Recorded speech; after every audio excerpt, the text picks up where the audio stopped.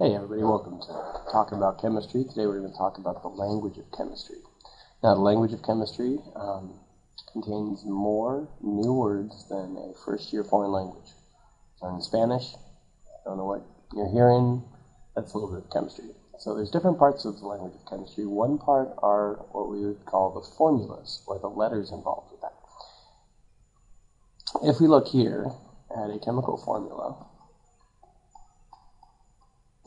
this chemical formula has a number of different things included in it. One thing you might be aware of here is the letters here, the Cu here, that stands for copper.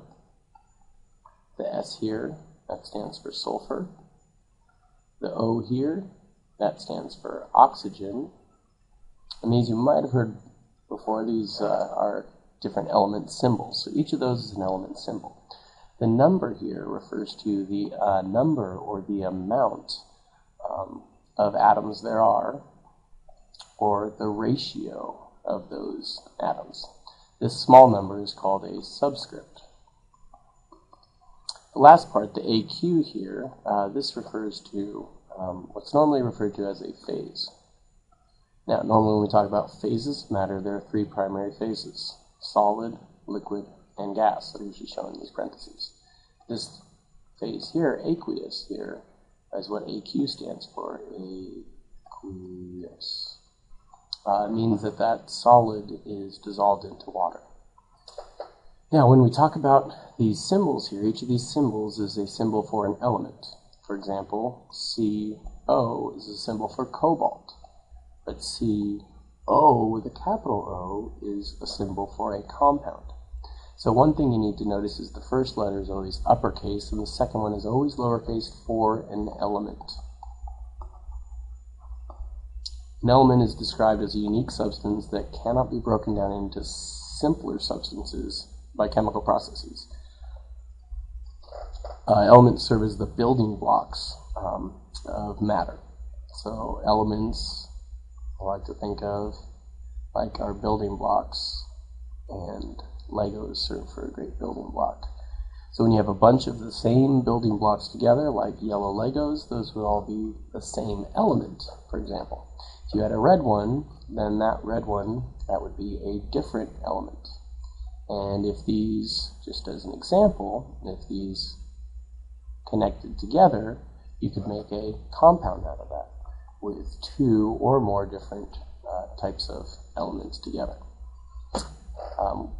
A compound, when these two are put together, a compound is a pure substance. As we can see here, compounds are composed of specific elements and the ratios that they're found in. Common compounds that are often called molecules is water here with two hydrogens and one oxygen. And then sodium chloride, the ratio between sodiums and chlorines is a 1-to-1 ratio. So that's what shows up in a chemical compound. The other thing to notice is that sometimes you have something like this. This Cu is represented by the word copper, and the name of this compound is copper 2 sulfate.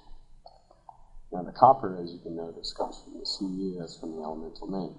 But S is sulfur and O is oxygen, so where does the sulfate come from?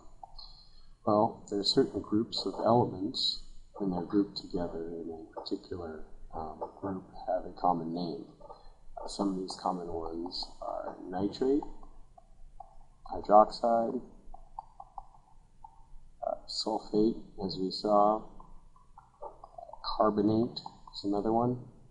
So nitrate is the NO3 formula, hydroxide is OH, carbonate is CO3. And these particular compounds have a particular charge on them. That's why the atoms stay together.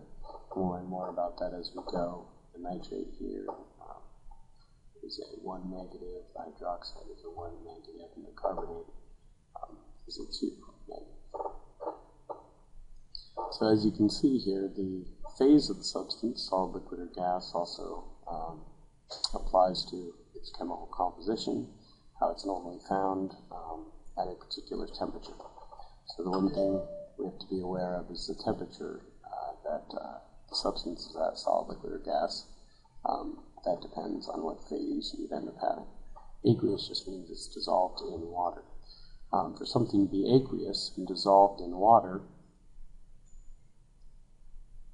the way I remember that is favorite superhero here, Aquaman.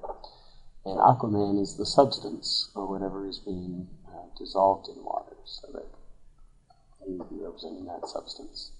The substance, when it dives into the water, that substance is called the solute. And water in this case is the majority as he dives into the water to go rescue an animal, or go swim around, or save the world, whatever Aquaman tends to do. The water in this case is called the solvent. And when you have a substance mixed into a solvent and makes a homogeneous mixture, it's called a solution.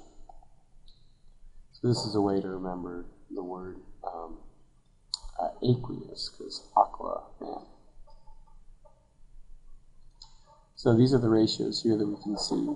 We know that chemical symbols represent the elements, and they always have a uppercase letter and a lowercase letter if they have two letters in it. Otherwise, if they're both uppercase, that's a compound, and the compound is represented by its formula, in this case, copper sulfate. So with this information, let's imagine here that we have a vial labeled Na2SO4 parentheses AQ. What does this label tell you about what is in the vial?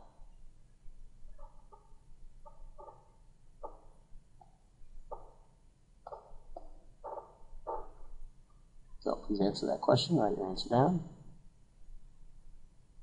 then stop the video. Now let's check out what we have here. So Na here, the 2 here in the Na, this tells us that there are 2 Na atoms in this compound.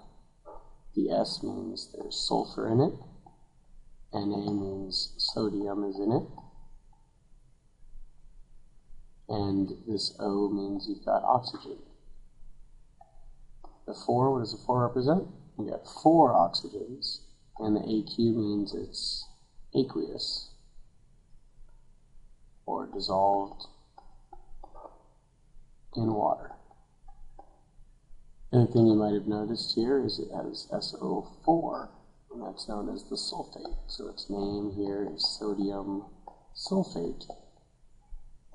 And it probably looks like water. We don't know necessarily what color it is. It may be clear and colorless like water, or it may have a color to it.